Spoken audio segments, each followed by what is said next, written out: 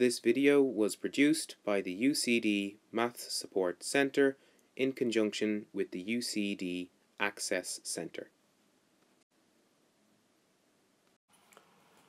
In this video, I'm just going to talk about some terms that are related to logic and deductive reasoning that we use when we're looking at particularly proofs in geometry. So the first is the definition of a theorem.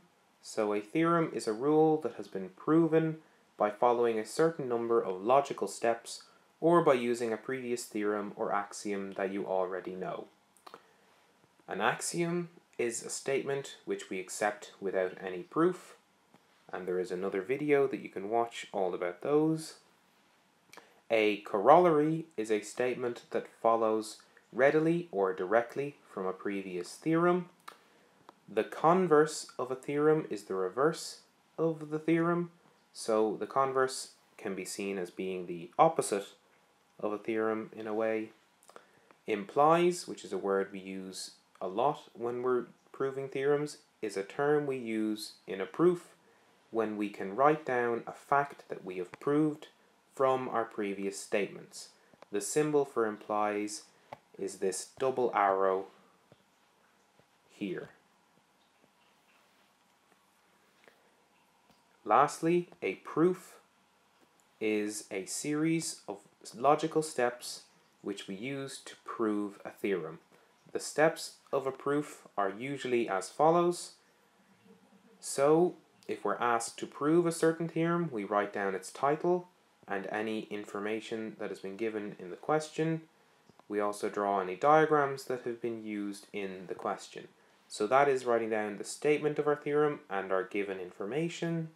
The next thing we want to write down is what we have to prove. So we write down what we need to prove, and it helps us know the properties of what you're trying to prove.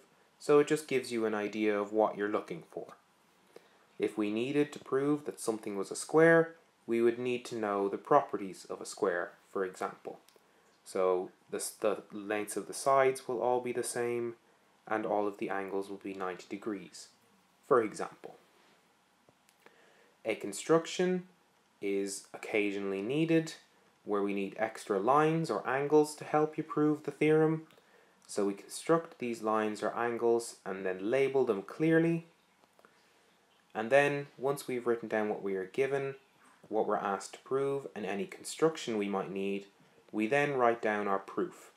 So we write down one reason or statement per line, which will go towards proving what you've been asked to prove. And conventionally, we always finish by writing QED, which stands for the Latin Quod erat demonstratum, which means what was to be proved. Some people use the shorthand of a little box with lines through it also.